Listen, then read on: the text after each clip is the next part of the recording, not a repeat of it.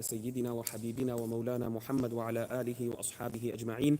اللهم علمنا ما ينفعنا وانفعنا بما علمتنا وزدنا علما وعملا وفقها في الدين يا رب العالمين وألحقنا بعبادك الصالحين.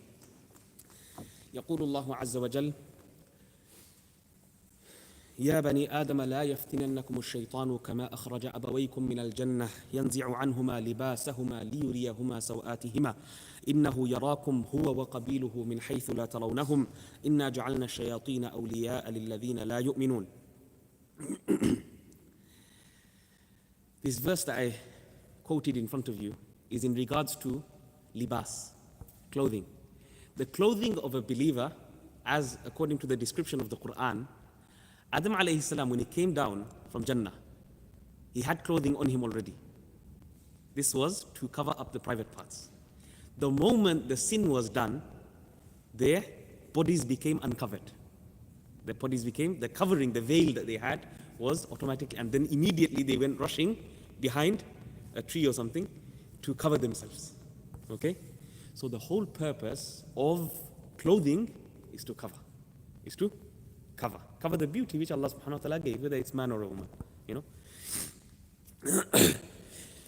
Here we continue inshallah with the hadiths. I want to go through it quickly because we want to know, what Rasulullah, how simple Rasulullah's clothing was, how simple Sahaba's clothing was, and why they sacrificed their whole life, and they didn't care about worldly name and fame. Name, fame, gain, and attraction of other people, this is something that they didn't have inside their minds. Inshallah, we continue with the hadith. We stopped. I remember doing this hadith.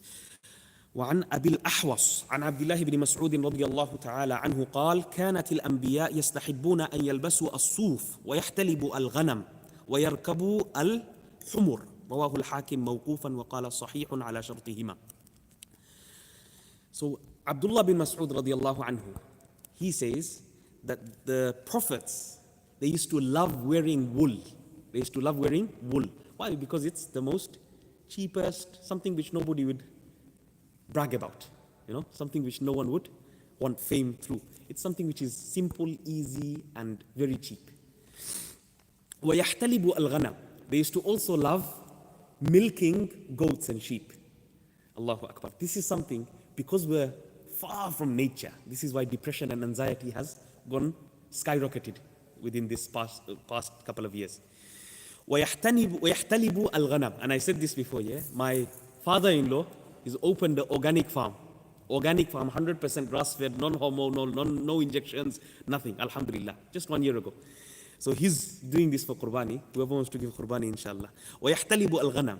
He's taken the life of the Anbiya, alayhi salam. Very tough life, but alhamdulillah, whoever can do it, mashallah, their health is good, everything is good, completely changed. His cholesterol, zero, nothing, they can't find anything. Alhamdulillah. وَيَرْكَبُ الْحُمُرِ. And the simplicity of them, Anbiya alayhi salam, they used to love riding donkey. Normally, the people that have horses, especially Arabian horses, they have a lot of kibr in them. They have a lot of arrogance and pride because of the type of horses that they used to own, especially the stallions that they used to use for battle. Next hadith, وروى ابن ماجه عن عبادة بن الصامت رضي الله عنه قال: خرج علينا رسول الله صلى الله عليه وسلم ذات يوم عليه جبة من صوف ضيقة الكمين فصلى بنا فيها ليس عليه شيء غيرها. Rasulullah صلى الله عليه وسلم, عبادة بن الصامت رضي الله عنه says, Rasulullah صلى الله عليه وسلم came out to us one day and he had a jubba. Jubba is something like this. He had a jubba. We also call it jubba in our language. Jubba, thawb. He had something like a garment which was made of wool.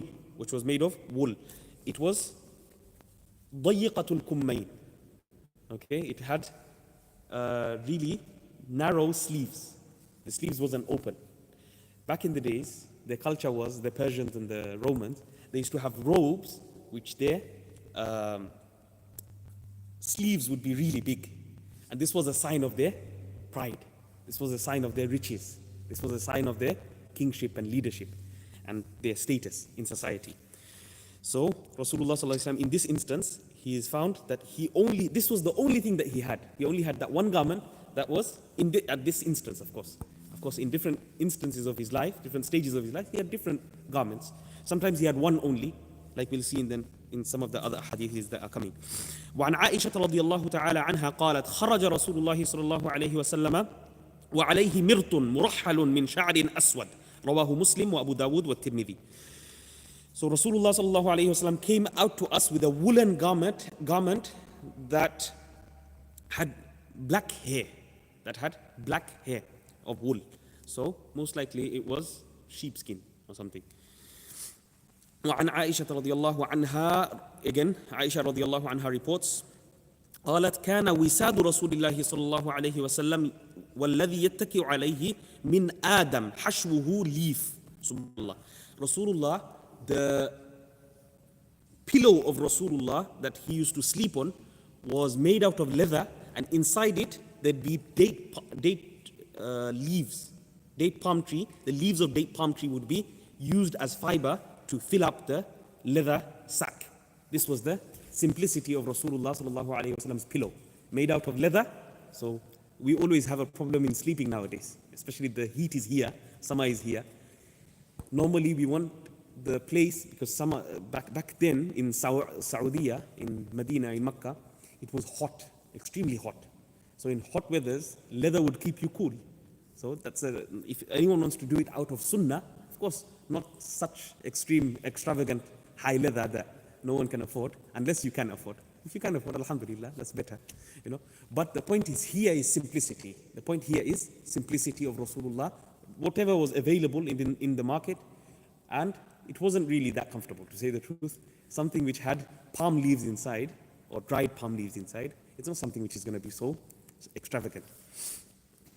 So whoever wants to, inshallah, they can follow the sunnah, and they will be rewarded for every single action that Rasulullah does, even if it's from his own natural things. For example, Anas radiallahu anhu, he once saw Rasulullah sallallahu alayhi wa sallam on the plate. They used to eat together in one plate. So let's say 5-6 people, they used to eat together in one plate, one huge plate, tal, So he once saw Rasulullah going for the gourd. Gourd is like a vegetable they sell inside the markets. Rasulullah was going for the gourd all the time. So from that day, Anas radiallahu anhu says, from that day I started loving gourd. He was a child. He probably didn't even like gourd. But from that day, because Rasulullah loved it, I must love it. You understand? So even those things which are not even or not particularly taken as a sunnah, but if Rasulullah done it and you want to do out of imitation, then inshallah you'll be rewarded as well. Because why? لَقَدْ كَانَ لَكُمْ فِي رَسُولِ اللَّهِ أُسْوَةٌ حَسَنَةٌ. Rasulullah had the best sublime character. Rasulullah is the example for the whole mankind, for the whole jinn kind, for the whole universe. وعنها, again Aisha radiallahu anha, great faqihah. Say how many hadiths? One after the other, 3 hadiths altogether. وعن عائشة رضي الله عنها قالت إنما كان فراش رسول الله صلى الله عليه وسلم الذي ينام عليه أدما حشوها ليف. رواه الإمام مسلم. Imam Muslim narrates that Aisha radiallahu anha said, verily the bedding of Rasulullah. Back in the days, they never had mattresses. Now we have huge mattresses, alhamdulillah, 500, 600 pound mattresses. None of that existed, okay? They had small beddings. Now that bedding was made of Adam. Adam is leather. And within it was, again, palm fibers, leaf. Palm fibers was made dry, most likely, and then put inside that leather piece. That's it. That was the bedding of Rasulullah sallallahu alayhi wasallam. This is why we see they were men. They were men. They didn't have back problems. Because we sleep on soft, comfortable mattresses, that's why we have back problems. Whereas they used to sleep on the floor, and they used to have this leather mattress, which wasn't that thick, to say the truth. So it wouldn't hurt. At the same time, it won't hurt your back, but at the same time, it'd keep your back spine straight. So they were warriors. End of the day, they were warriors.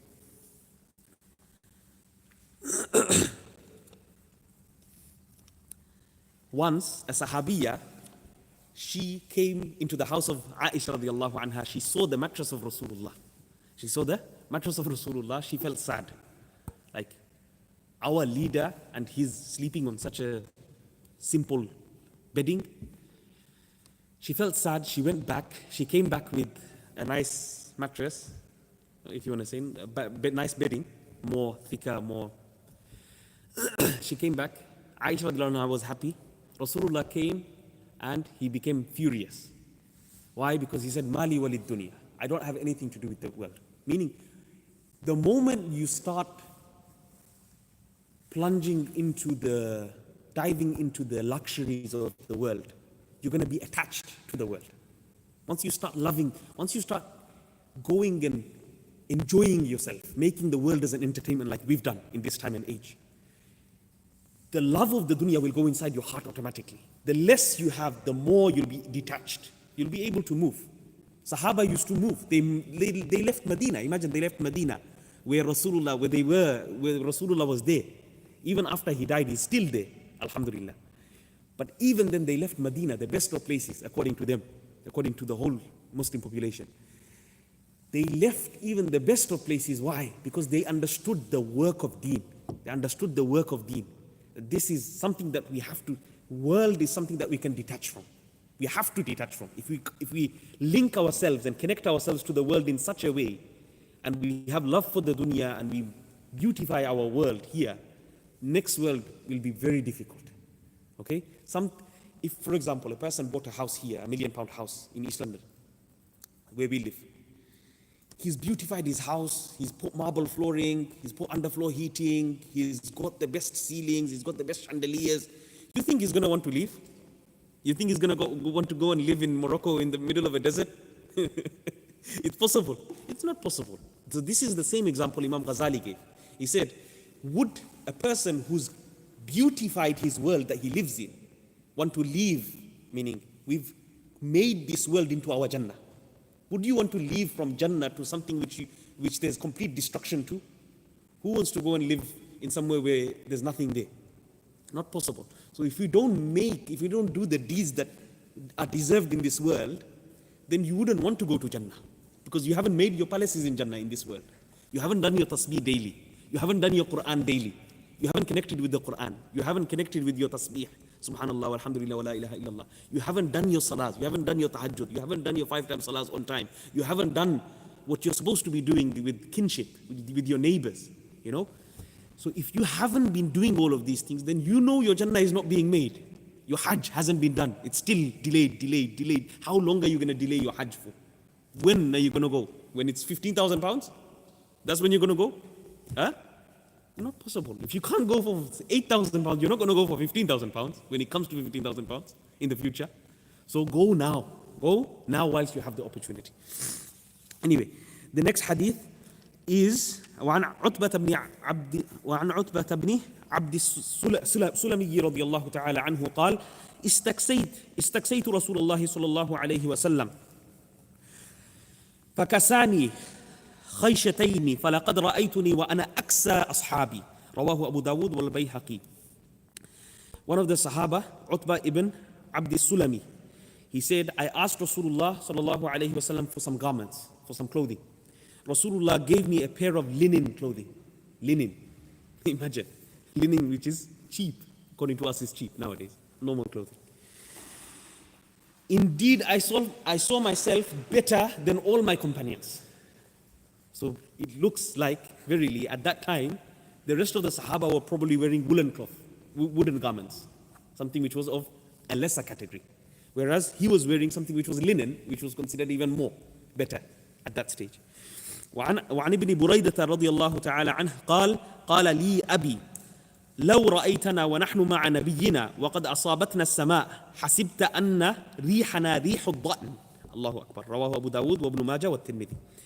Here the Sahaba says, if you saw us with Rasulullah sallallahu alayhi wasallam, then you would have, and you smelt us when it rained, then you would have smelt us like the smell of sheep. When rain comes down and the sheep smell comes out, that's the similar smell that you would have smelt us, because we used to wear wool all the time. Wool was cheap, wool was easy, wool was simple clothing at that time. And the Anbiya alayhi salam, they used to love wool, wearing wool, because of simplicity. So all of this, again, I'm emphasizing that it's not allowed. It's allowed to wear expensive dressing, but the simplicity is better. Why?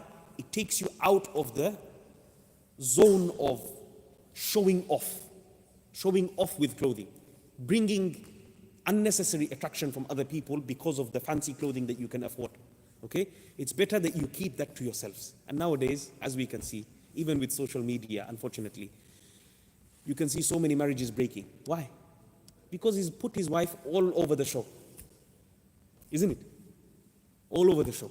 So whatever you have of the blessings of Allah subhanahu wa ta'ala, whether it's children, whether it's money, whether it's a good wife, whether it's a house, whether it's a car, keep that to yourself. My ustad always used to say, have a beautiful house inside.